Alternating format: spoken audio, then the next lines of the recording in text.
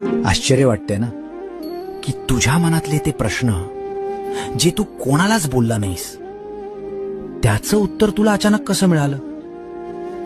तुला वाटतंय मी तर स्वामींना काहीच सांगितलं नव्हतं, मग त्यांना कसं कळलं.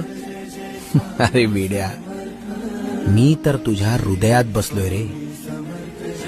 तू ओठांनी बोलण्याआधी तुझा विचार माझ्यापर्यंत पोचलेला असतो.